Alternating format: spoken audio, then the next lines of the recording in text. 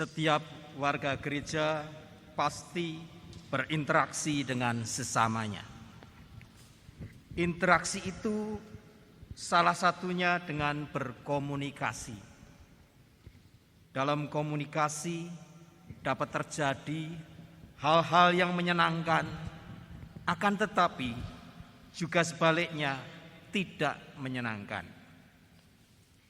Itulah sebabnya warga gereja harus pandai dan bijak menggunakan lidah sebagai alat komunikasi untuk menjadikan semuanya indah dan bukan sebaliknya. Biarlah dengan lidah ucapan-ucapan menjadi pujian bagi Allah dan berkat bagi banyak orang. Mari kita bangkit berdiri, menaikkan Kidung Pasamuan Jawi 3 poto setunggal lan kalih swawi to konco kula.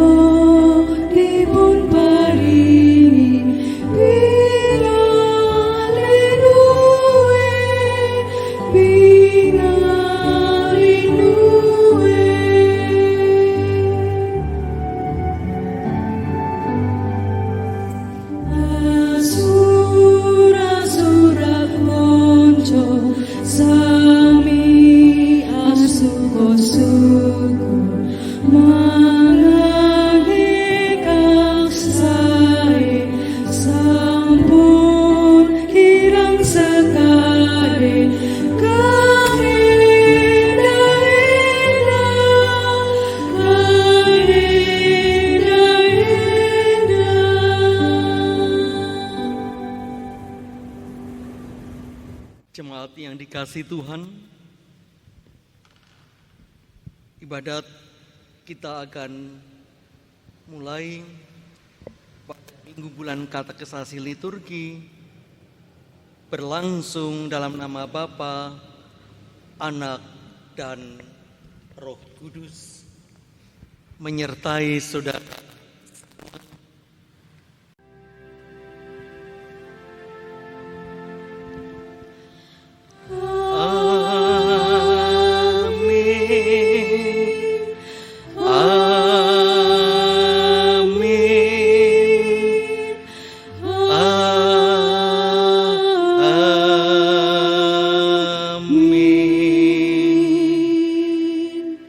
Kasih karunia dan damai sejahtera dari Allah Bapa, Putra dan Roh Kudus menyertai saudara semua. Dan beserta saudara juga. Silahkan duduk.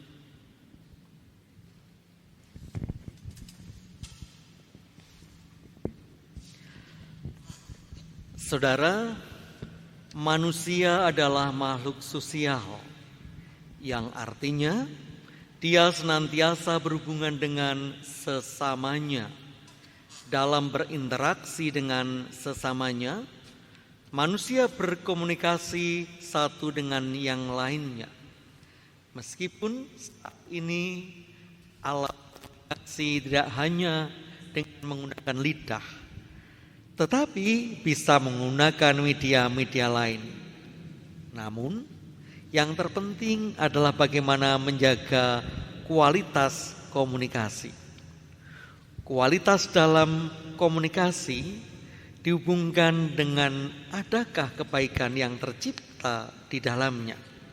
Itulah sebabnya dalam berkomunikasi warga jemaat diajak untuk memberitakan kata-kata yang memuliakan Allah dan membangun kebersamaan yang indah dalam kehidupan dengan sesama.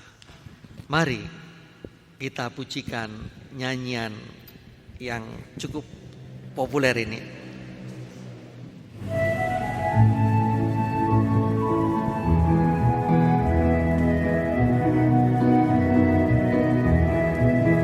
Kutanya hari Sabtu kamu kemana? Ke gereja. Kutanya hari Minggu kamu kemana? Ke gereja. Tiap minggu kamu pergi ke gereja, tapi mengapa hidupmu gak berbeda? Tiap minggu kamu pergi ke gereja, tapi hati dan mulutmu gak dijaga. Kutanya hari Senin kamu kemana? Kebaktian. Kutanya hari Selasa kamu kemana? Kebaktian. Hampir tiap hari kamu kebaktian, tapi mengapa nilaimu berantakan? Hampir tiap hari kamu kebaktian, tapi mengapa prestasimu pas-pasan? Kutanya Rabu, Kamis, Jumat kemana? Persekutuan. Kutanya Rabu, Kamis, Jumat kemana? Persekutuan. Tiap hari kamu pergi persekutuan, tapi bisnis tipu kiri kanan. Tiap hari kamu pergi persekutuan, tapi korupsi terus jalan. Jadilah anak Tuhan yang bisa jadi teladan. Jangan cuma rajin berbaktian, jangan cuma rajin persekutuan, tapi lebih penting melakukan firman agar nama Tuhan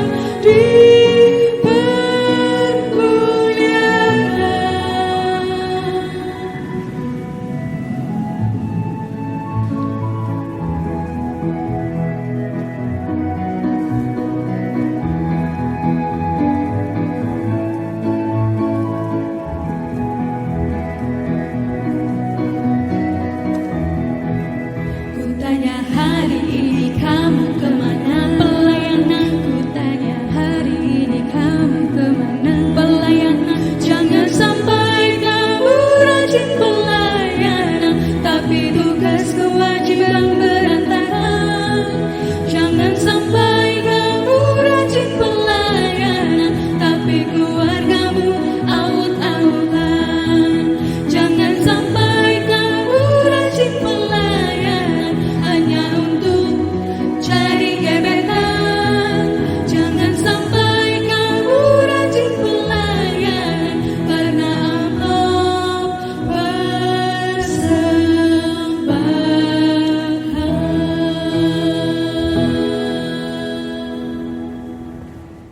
Mari kita mengaku dosa di dalam doa. Ampuni Tuhan, jika ternyata motivasi kami ke gereja, persekutuan, dan pelayanan itu tidak sesuai dengan kehidupan keseharian kami.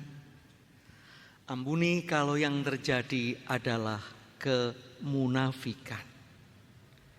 Di dalam kasih Kristus kami memohon pengampunan. Amin. Mari saudara kita bangkit berdiri, kita akan menerima berita anugerah. Marilah kita menerima anugerah Allah yang disediakan bagi setiap orang yang dengan sungguh-sungguh mengakui dosanya, sebagaimana firman-Nya tertulis di dalam 2 Timotius 2 ayat 11. Benarlah perkataan ini, jika kita mati dengan Dia, kita pun akan hidup dengan Dia. Demikianlah berita anugerah dari Tuhan. Syukur kepada Allah. Kita mengucapkan salam namaste. kiri kanan. Saudara, ketika kita sudah mendapatkan anugerah dari Tuhan, kita bersyukur, kita ungkapkan rasa syukur kita ini dengan Kidung Jemaat 396 bait 1 dan 2. Yesus segala-galanya.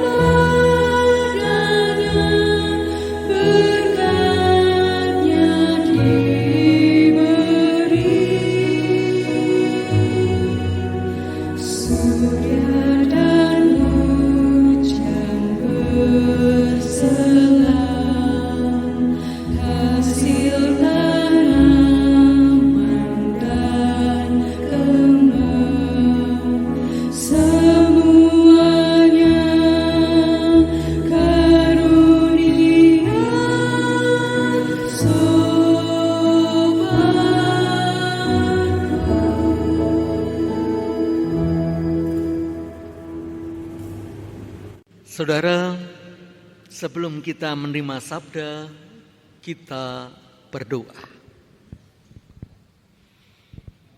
Seperti apa kata pengkhotbah, ada saatnya lidah kami diam, mulut kami bungkam, dan telinga kami siap mendengarkan firman Tuhan. Berfirmanlah ya Tuhan, kami siap mendengarkan. Amin. Bapak Ibu Saudara, jemaat seklasis Magelang, Gereja Kristen Jawa, dan juga para pendengar radio Magelang FM. Bacaan Injil Yesus Kristus diambilkan dari Markus 8 ayat 27 sampai dengan ayat yang ke-38.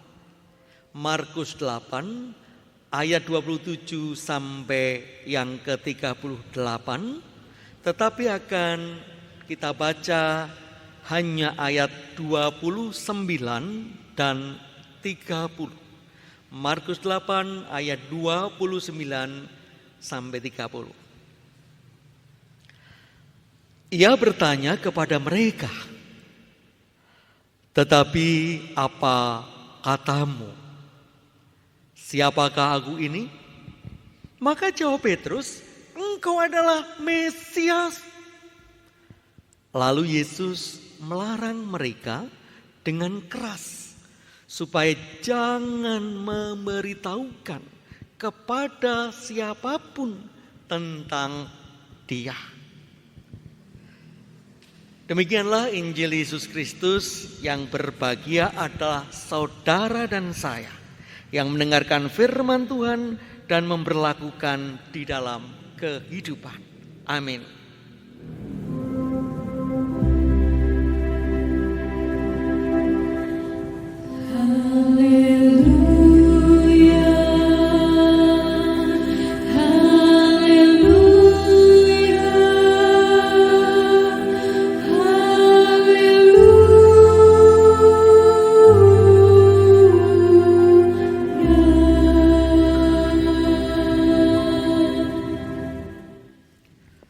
Bapak Ibu, firman Tuhan saat ini diberi tema gunakan lidahmu untuk menjadi berkat.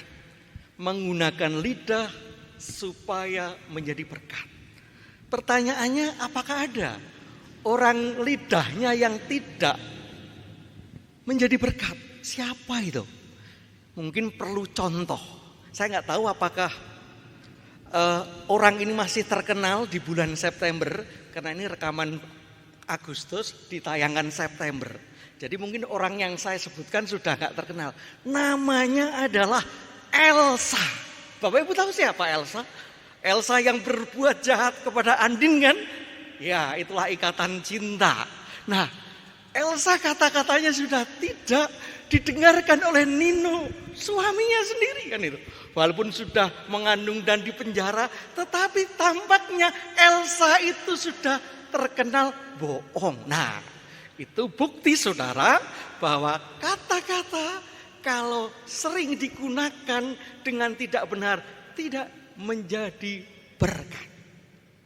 Nah, hari ini kita akan melihat bagaimana lidah yang menjadi berkat itu seperti apa.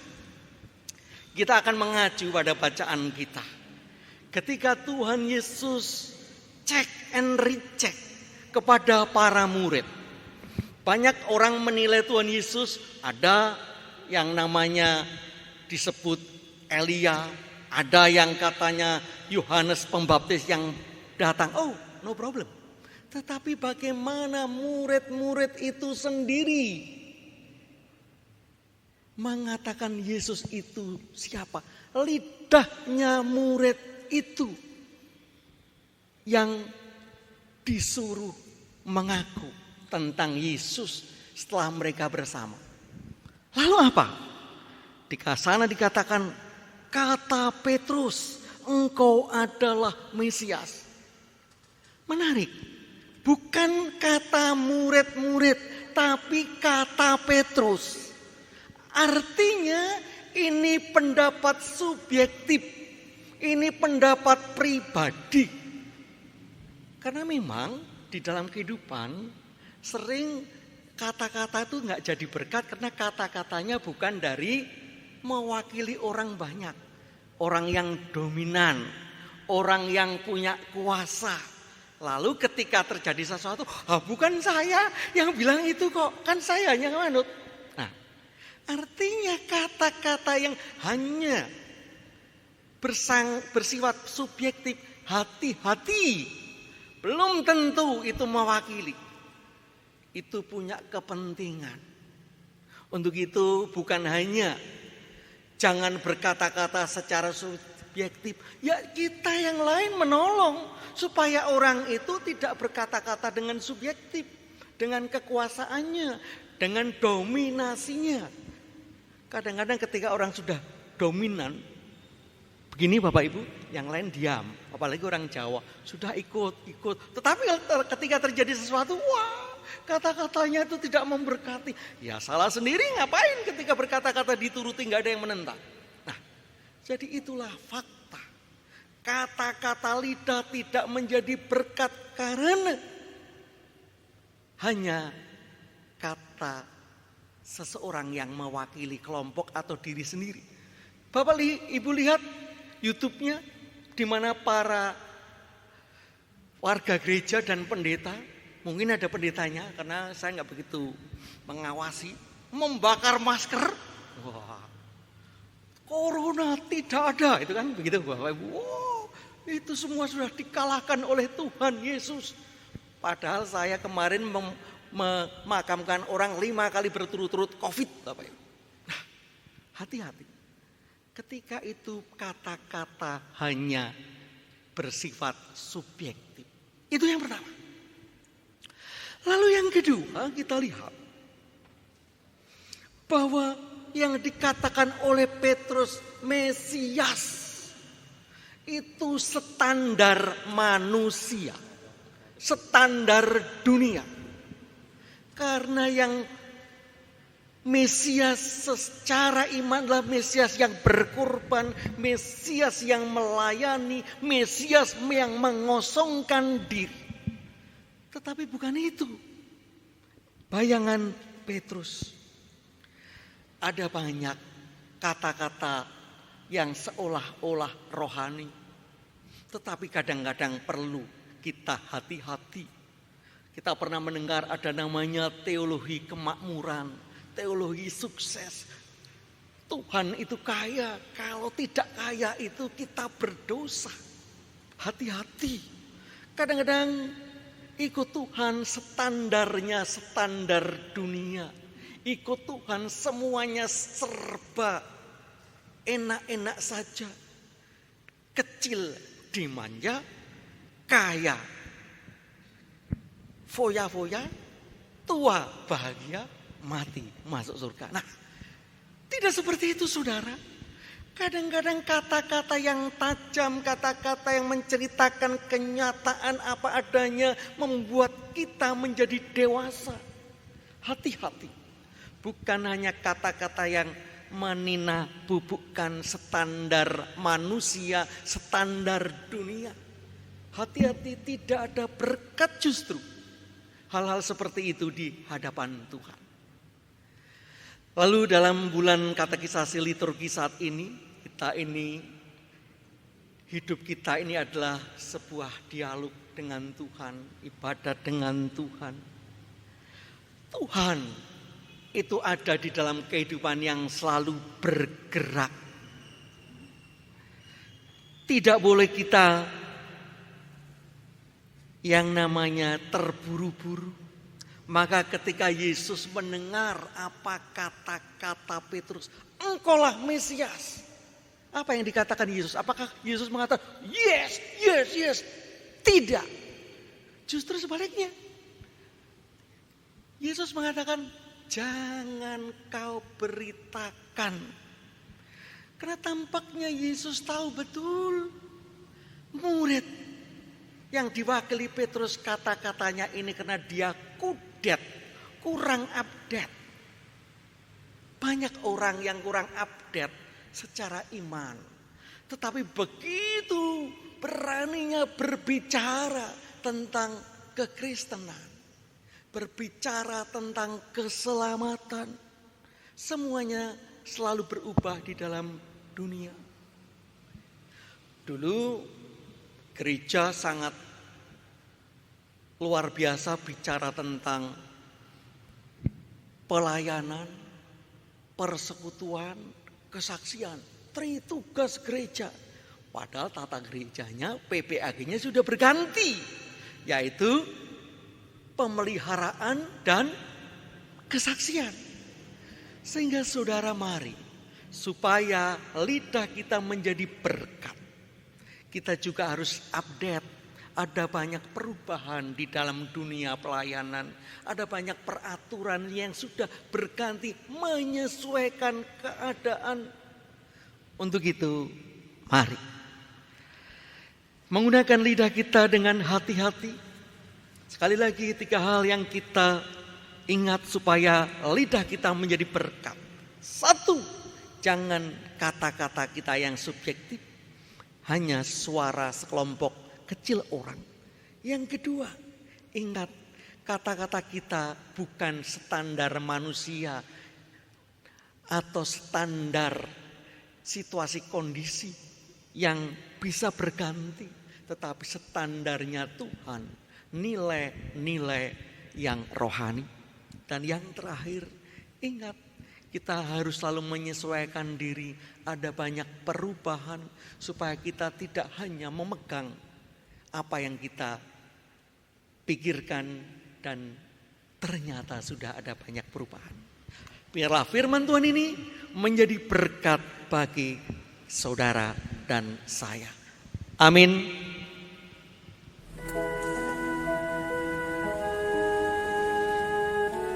Saat teduh bagi kita.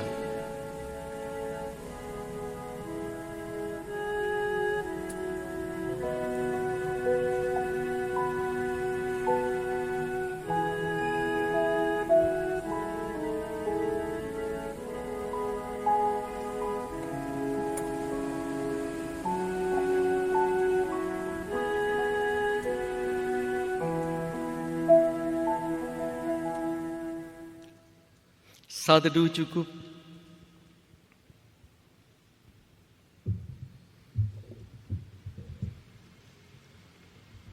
Jemaat Tuhan yang terkasih,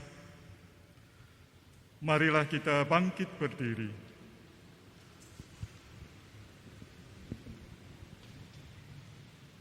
Bersama dengan umat Tuhan di segala abad dan tempat, marilah kita mengucapkan pengakuan iman kita menurut pengakuan iman rasuli demikian. Aku percaya kepada Allah Bapa yang Maha Kuasa, Khalik langit dan bumi, dan kepada Yesus Kristus, Anaknya yang tunggal Tuhan kita, yang dikandung daripada Roh Kudus, lahir dari anak darah Maria, yang menderita di bawah pemerintahan Pontius Pilatus, disalibkan, mati dan dikuburkan, turun ke dalam kerajaan maut. Pada hari yang ketiga bangkit pula dari antara orang mati, naik ke surga, duduk di sebelah kanan Allah Bapa yang Maha Kuasa, dan akan datang dari sana untuk menghakimi orang yang hidup dan yang mati. Aku percaya kepada Roh Kudus, gereja yang kudus dan am, persekutuan orang kudus, pengampunan dosa, kebangkitan daging, dan hidup yang kekal. Dipersilakan duduk kembali. Mari saudara, kita akan kembali bersatu di dalam doa. Kita naikkan doa-doa syafaat kita. Bapa, kami percaya semua peristiwa di dunia ada dalam kuasa-Mu saja, sehingga pertolongan dan pengharapan kami letakkan di bawah kasih kuasa-Mu. Sehingga itulah dasar kami menaikkan permohonan. Masih dalam situasi pandemi PPKM, di mana gerak batas kegiatan kami sudah berubah sama sekali. Ajari kami mendisiplinkan diri untuk menyesuaikan diri. Protokoler kesehatan yang menjadi menu sehari-hari bukan lagi menjadi beban, tapi ubahlah di jiwa kami menjadi kebutuhan, sehingga kami melakukan dengan ketulusan dan juga dengan rasa yang nyaman. Namun begitu kami melihat bagaimana banyak korban-korban pandemi yang berjatuhan, menimbulkan kepedihan ketika ditinggalkan oleh orang-orang yang dikasihi. Tapi kami percaya Tuhan, Engkau punya rencana ketika peristiwa itu boleh menimpa kami. Kuatkan kami, terutama anak-anak kami yang kehilangan orang tuanya, orang tua yang kehilangan anak-anaknya. Di satu sisi semua harus berjalan, baik pendidikan, pekerjaan, dan juga pelayanan-pelayanan gerejawi.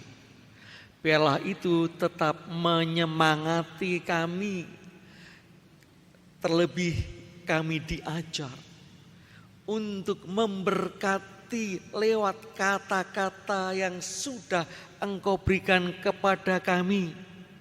Kami adalah orang-orang yang harus bisa saling memotivasi. Biarlah Tuhan, kami juga serahkan pemerintah dengan segala agenda penanganan COVID yang ada, tetap bisa menjalankan program-programnya dan didukung oleh kami semua, rakyat yang tetap setia ada di dalam kesatuan negara Republik Indonesia.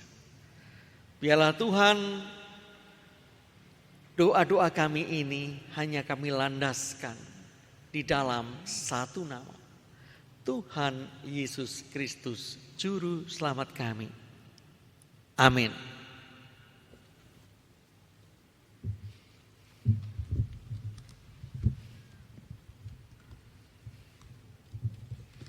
Saat ini kita diberi kesempatan untuk mengaturkan persembahan. Sebagai dasar persembahan dari Filipi 4 ayat yang ke-6. Janganlah hendaknya kamu khawatir tentang apapun juga, tetapi nyatakanlah dalam segala hal keinginanmu kepada Allah dalam doa dan permohonan dengan ucapan syukur. Untuk persembahan kita akan iringi dengan Kidung Jemaat 392, bait yang pertama dan yang ketiga. Ku berbahagia.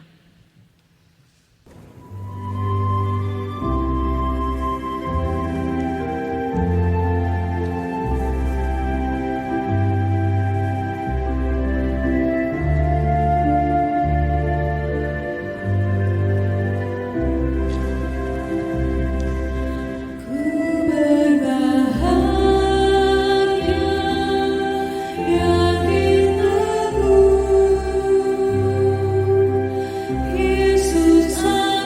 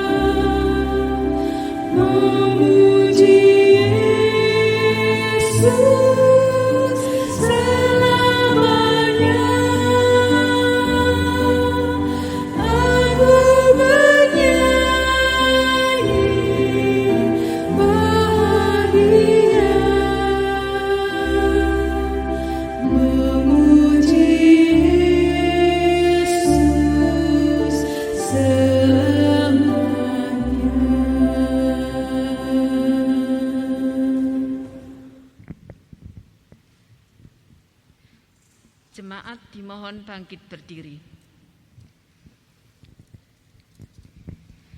Mari kita membawa persembahan dalam doa.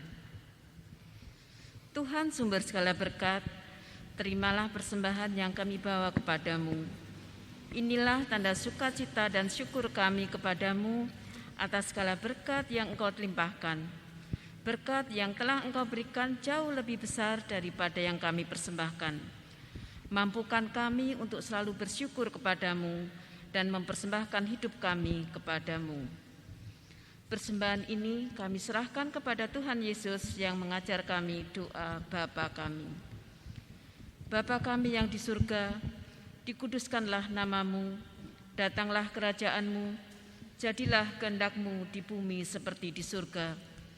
Berikanlah kami pada hari ini makanan kami yang secukupnya, dan ampunilah kami akan kesalahan kami, seperti kami juga mengampuni orang yang bersalah kepada kami. Janganlah membawa kami ke dalam percobaan, tetapi lepaskanlah kami daripada yang jahat. Karena Engkaulah yang punya kerajaan dan kuasa dan kemuliaan sampai selama-lamanya. Amin. Jemaat masih tetap berdiri. Mari saudara kita masuk ke dalam pengutusan. Arahkanlah hatimu kepada Tuhan. Kami mengarahkan hati kepada Tuhan. Jadilah saksi Kristus di tengah dunia. Syukur kepada Allah, Terpujilah Tuhan. kini dan selamanya. Saudara-saudaraku, jemaat Gereja Kristen Jawa Seklasis Magelang dan juga para pendengar radio Magelang FM, terimalah berkat Tuhan. Tuhan memberkati engkau dan melindungi engkau. Tuhan menyinari engkau dengan wajah-Nya dan memberi engkau kasih karunia. Tuhan menghadapkan wajah-Nya kepadamu dan memberi engkau damai sejahtera. Amin.